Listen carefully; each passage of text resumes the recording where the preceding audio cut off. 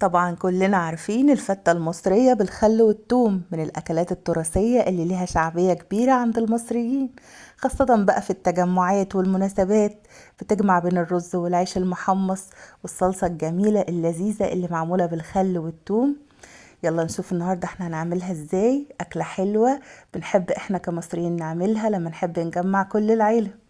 جبت معلقة من السمنة، حطيتها في حلة سخنتها كويس ونزلت عليها باللحمة علشان اشوح اللحمة.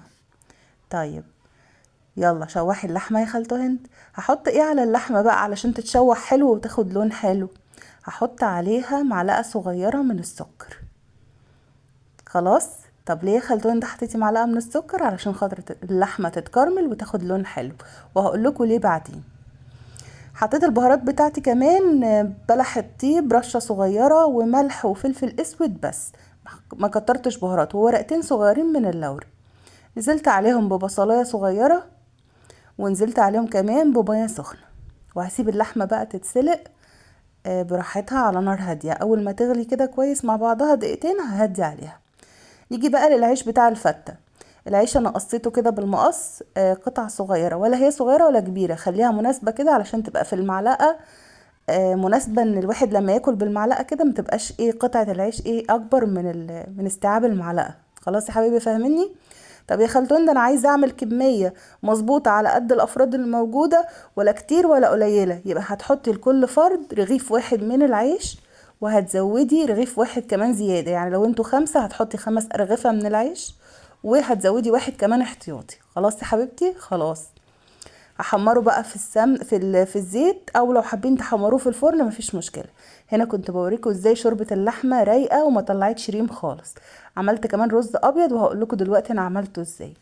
جبت معلقه من الثوم المفروم ومعلقه صغيره من السمنه ومعلقه صغيره من الكزبره الناشفه، وحمصتهم كده مع بعض. وقبل ما احط الخل شلت من الدقه دي معلقه كده على جنب، هقول لكم هعمل بيها ايه دلوقتي. خلاص. طشيت بقى الدقة الحلوة دي بعد ما اتحمرت بالخل، وهنزل عليها بكمية الشوربة مناسبة لكمية العيش. بس بصوا لون الشوربة رايق ازاي. الشوربة ما كترناش فيها بهارات، سيبنا اللحمة بطعمها الطبيعي، ما بهدلناهاش بقى بكتر البهارات. خلاص. نزلت بقى على معلقة التوم اللي انا شلتها ديت، اللي انا شلتها من الدقة اللي انا حمرتها، نزلت عليها بصلصة طماطم مناسبة لكمية الفتة اللي انا عاملاها،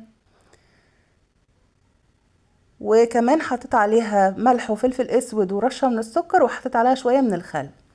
هنا بقى كنت بغرف كده طبق، ده الطبق ده صغير انا غرفته بس علشان اصوره معاكم، لان كان لسه فاضل نص ساعة على الفطار، فقلت هصور علشان ما مركنش الصايمين يقعدوا بقى يستنوني على بال ما اصور لكم الطبق. فاهمين؟ فعشان كده غرفت طبق صغير.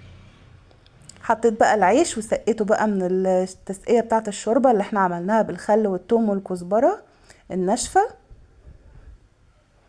وحطيت على وشها الرز. هقول لكم سريعا الرز ده معمول ازاي. ده رز ابيض غسلته، حطيته في الحله، حطيت عليه معلقه سمنه كبيره، وظبطت الملح بتاعه والميه، وسبته يستوي على نار. بعد ما غلي هديت عليه وسبته يستوي على نار هاديه. رز ابيض عادي خالص، بس لازم تعملوه بالسمنه. هي الفته كده، الفته يعني سمنه. خدت بقى من الصلصه الجميله اللي احنا عملناها ديت، حطيتها على وش الطبق كده. خلاص. وحطيت اللحمه على وش. نيجي هنا بقى اجاوبكم بقى على الحته اللي جت في بالكم. طب ليه يا خالته هند انت سبت اللحمه لما اخدت لون؟ انا سبت اللحمه لما اخدت لون علشان لما تبقى اغرفها تبقى بالمنظر ده، ما اضطرش ان انا احمرها تاني بعد ما سلقتها، وطعم اللحمه يبقى ناشف وملهاش طعم. خلاص يا حبايبي، صلوا على النبي كتير واعملوا لي لايك بقى للفيديو، وما تنسوش طبق اخواتنا الطيبين عشان ربنا يبارك لكم في الاكل ويوسع عليكم. يلا سلام.